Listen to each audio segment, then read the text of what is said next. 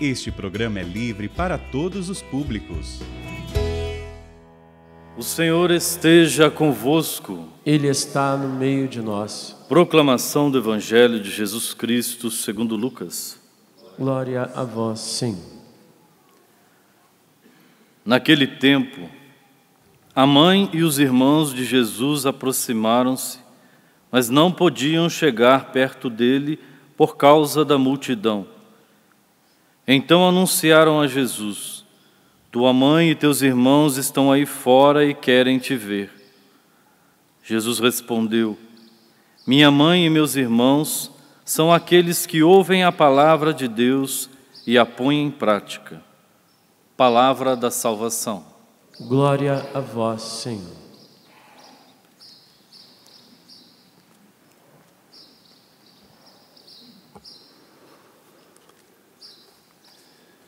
Meus irmãos e minhas irmãs, o Evangelho curto e direto, que completa, na verdade, o que está na liturgia da palavra desta celebração em que, com a Igreja, recordamos a memória dos mártires Cosme e Damião.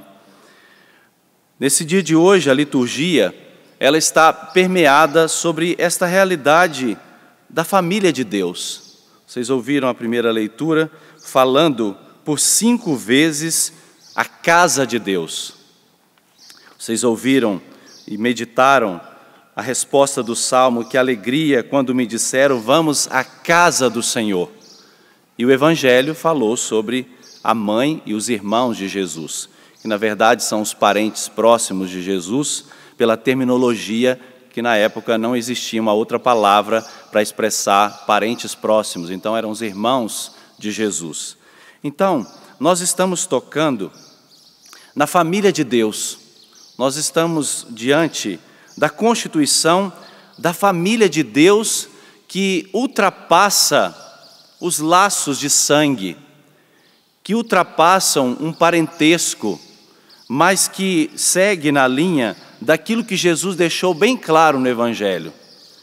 Aqueles que ouvem a palavra e aqueles que a praticam, esses são minha mãe, meus irmãos, minhas irmãs, porque os outros evangelistas também, os sinóticos, narram esse episódio quando Jesus foi confrontado com os seus familiares. Então, nós vemos aqui a prevalência da palavra de Jesus, que deve ter o maior valor do que qualquer outra coisa.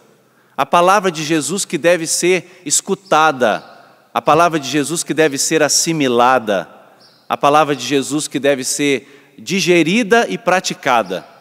A partir disso se constitui a família de Deus. São aqueles que fazem a vontade do Senhor. Por isso que nós queremos fazer parte da família de Deus.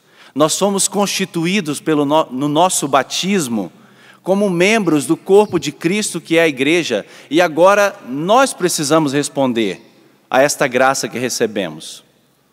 Nós precisamos, praticando a palavra de Deus, responder a esse apelo do Senhor. Ele quer congregar a grande família de Deus. Ele quer nos reunir em torno da sua vida para pertencermos definitivamente ao Pai do céu.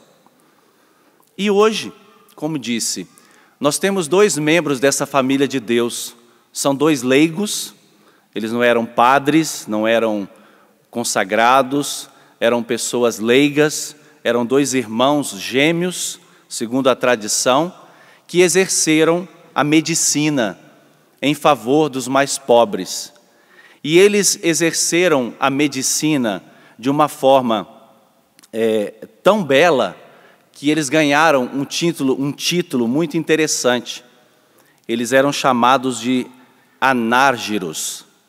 Anárgiros é uma palavra que significa sem prata, sem dinheiro.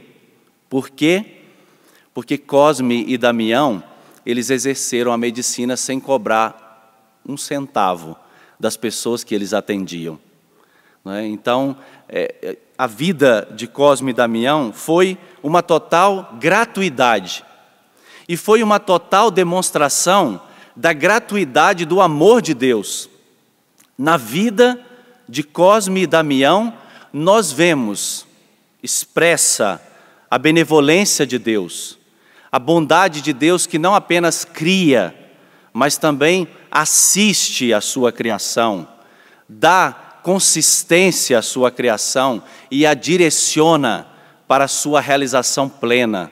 Então, Cosme e Damião, na vivência prática do Evangelho, colocando a palavra de Deus muito em prática, eles exerceram esse papel de, com a sua vida, demonstrar a gratuidade do amor de Deus. E isso lhes custou, né, um preço muito caro, porque eles tiveram que pagar com a própria vida o fato não de exercer a medicina pelos pobres, mas de exercer a medicina como cristãos. Porque eles não só socorriam no corpo aquelas pessoas, mas também faziam da medicina um instrumento para evangelizar as pessoas e salvar as almas, e não apenas o corpo. Eles exerciam um ministério a partir da medicina, de levar às pessoas o conforto do corpo, mas também o conforto da alma, falando de Jesus para elas, evangelizando aquelas pessoas, fazendo com que elas conhecessem Deus, fazendo com que elas conhecessem o amor de Jesus. E como eu disse, isso lhes custou um preço muito caro, porque debaixo do imperador Diocleciano, esses dois irmãos, eles foram torturados até a morte. Os registros do martírio de São Cosme e Damião atestam, na verdade, 5 martírios. A primeira tentativa foi lapidação. Interessante que o relato diz que as pedras não atingiam Cosme e Damião, elas voltavam para os algozes. Era como se neles estivesse um campo de força, né? Que na verdade era o amor de Cristo. E enquanto eles eram lapidados, as pedras voltavam, não os atingiam. Depois, eles foram flechados. E também acontecia uma coisa interessante, que as flechas se quebravam. Não morreram. Não bastasse isso, depois amarraram uma pedra, né, muito grande, aquelas pedras de moinho, no pescoço deles e lançaram eles ao mar. Só que aquilo se soltou e eles não morreram. A quarta tentativa foi a fornalha ardente, colocando os dois ali dentro. Também não teve sucesso. E aí os algozes disseram, então vamos decapitá-los. E aí foi o fim da vida de Cosme e Damião, decapitados, passando por esta experiência de tortura por causa do amor a Cristo, do amor a Cristo. Eu tenho certeza, e eu pensava sobre isso, que São Cosme e Damião, nos tempos de hoje, eles não estariam perdendo tempo, me entenda bem, distribuindo doce e bala. Mas eu acho que São Cosme e Damião hoje estariam gritando nos corredores dos hospitais, não ao aborto. Certamente Cosme e Damião estariam hoje levantando a voz contra esta atrocidade que tramita hoje no Supremo Tribunal Federal. São João Paulo II já falava sobre essa coisa dramática, quando no Evangelium Vitae, no número 8, ele dizia assim, abre aspas, não raro resulta violado o parentesco da carne, nós estamos falando da família de Deus, o parentesco da carne e do sangue, quando as ameaças à vida se verificam ao nível do relacionamento pais e filhos, como sucede com o aborto, ou quando é encorajada ou provocada a eutanásia. Continua o Papa João Paulo II dizendo, em cada homicídio é violado o parentesco espiritual, veja, a família de Deus, o parentesco espiritual que congrega os homens numa única grande família. Veja o atentado à família de Deus, em cada homicídio. E ele diz ainda, com todas as letras, no número 58 da Evangelium Vitae, o aborto provocado é a morte deliberada e direta independentemente da forma como venha a ser realizada a morte de um ser humano na fase inicial da sua existência, que vai da concepção ao nascimento. Repito, o aborto provocado é a morte deliberada e direta de um ser humano na fase inicial da sua existência, que vai desde a concepção até o seu nascimento. Esse é o entendimento da Igreja a respeito da sacralidade da vida, da sacralidade da vida. E é bom que todos os nossos ministros do Supremo Tribunal Federal saibam que para nós cristãos, que somos a maioria nesse país, esse é o nosso entendimento. A vida que vai desde a concepção ao nascimento é a fase inicial de um ser humano. É a fase inicial da existência de um ser humano, concepção até o nascimento. E eu faço questão de trazer para vocês também o que no último dia 13 de setembro, a Conferência Episcopal dos Bispos do Brasil, a Conferência Nacional dos Bispos do Brasil, falou sobre isso, reafirmando o que já está muito claro na doutrina da Igreja. Reafirmamos, abre aspas, que o aborto constitui a eliminação de uma vida humana.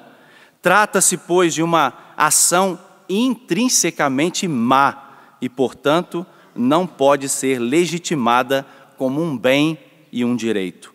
Jamais um direito pode ser exigido às custas de outro ser humano, mesmo estando apenas em formação, diz a nota da CNBB.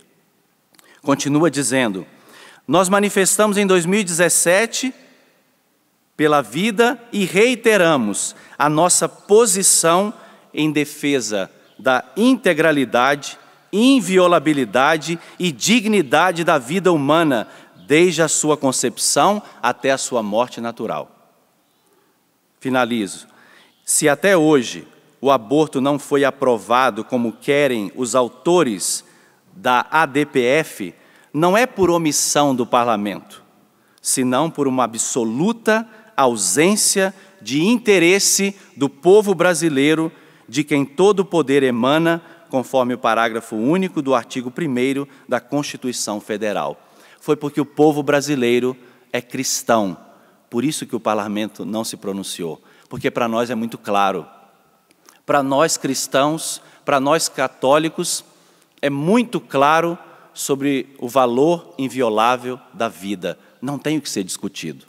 Então, eu acredito que hoje, ao celebrarmos a memória desses dois mártires, nós queremos dizer, como cristãos, colocando esses dois como ícones, queremos dizer a toda a sociedade o nosso compromisso com a vida, desde a sua concepção até a sua morte natural.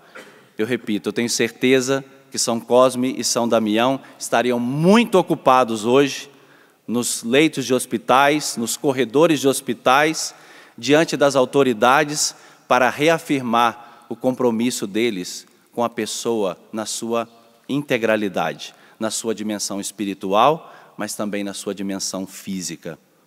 Peçamos hoje, meus irmãos e minhas irmãs, ao Senhor, nós estamos numa liturgia, nós estamos em oração, nós estamos diante do altar do Senhor.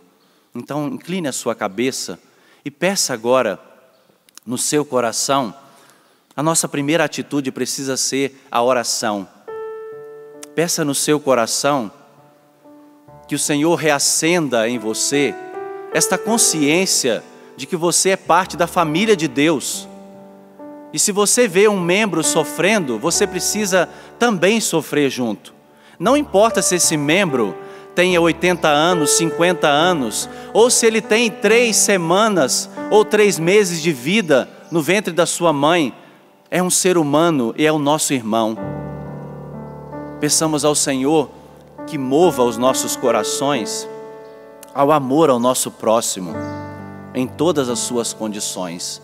A exemplo dos mártires Cosme e Damião, que foram um canal da graça de Deus na vida de tantas pessoas, que com a sua gratuidade no uso da medicina, fizeram frente àquela mentalidade egoísta, à lógica do interesse, à cultura do descartável, do indiferente, da indiferença.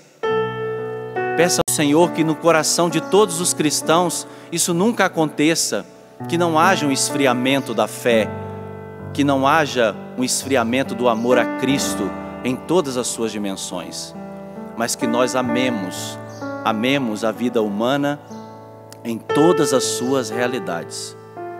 É isso que nós te pedimos, Senhor, como igreja, como comunidade cristã, católica aqui reunida para celebrar a Eucaristia. Nós pedimos, Senhor, que o Senhor toque os corações daqueles que podem,